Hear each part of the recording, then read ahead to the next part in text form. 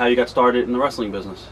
It's kind of a long story. I'd been doing judo for 14 years with my brother, and I won the British Championships for my age and weight 3 times, and had a friend in a place called Leamington Spa, and he was a boxer.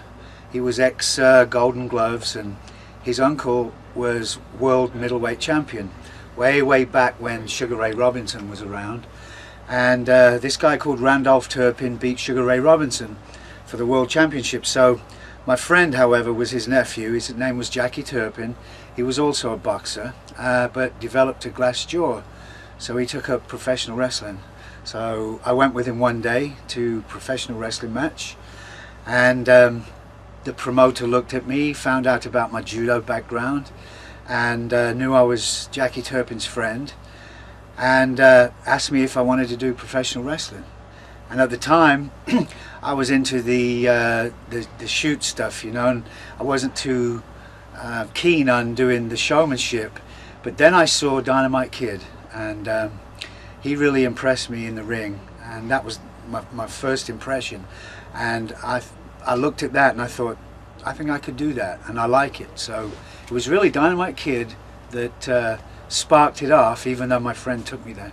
Were you a fan of wrestling growing up, or?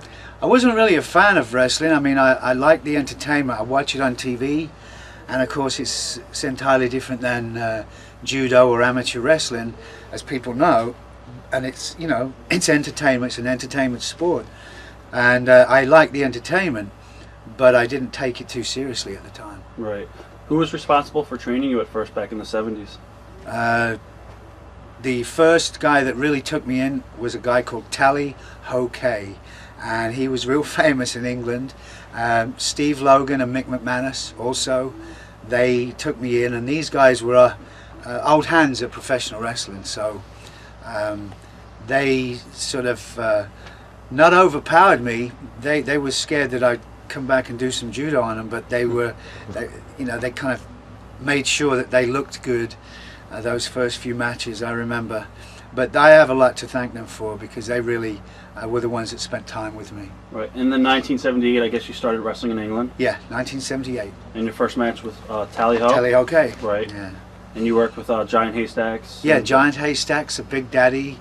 They liked me a lot, and they put me on TV, and so I was the new kid on the block, and I'd team up with Big Daddy, who was the big star over there, and be against Giant Haystacks and maybe a guy called Banger Walsh or Steve Logan or someone who in a tag match, and I'd be the fall guy, and they'd beat the shit out of me, and then I'd just make it, tag Big Daddy, and he'd make the big comeback, and I'd dive off the top rope and get the pin, and people used to go crazy. It was a great formula. It's really what gave me a boost. What was the British scene like as far as wrestling? British scene back then was really good. It was on TV every Saturday afternoon. A guy called Kent Walton would do the commentating. The ratings were way up, although I wasn't into the rating thing back then. Right. But it was very popular, and Great Britain had its own deal, you know. Did you have in mind to come to the States right away, or was your goal to come to the United States and wrestle, or did you want to? No, I met a guy called Yasu Fuji, a Japanese guy, but he resided in Los Angeles, and I wrestled him a few times, and we had some great matches, and he was impressed with me, and he mentioned that he worked for Mike LaBelle in Los Angeles, and that when he goes back to LA he would talk with Mike LaBelle and tell him about me, and see if Mike LaBelle would help me come over with my, visa and organization, and just, help me out. And he did. So he came back to LA, talked to Mike LaBelle, and Mike LaBelle instantly got me a visa. And Mike LaBelle was pretty well connected back then anyway. And before I knew it, I was over here. It was like 1981, I guess, when you came over. Yeah, 1981. I came from a small town in England to LA.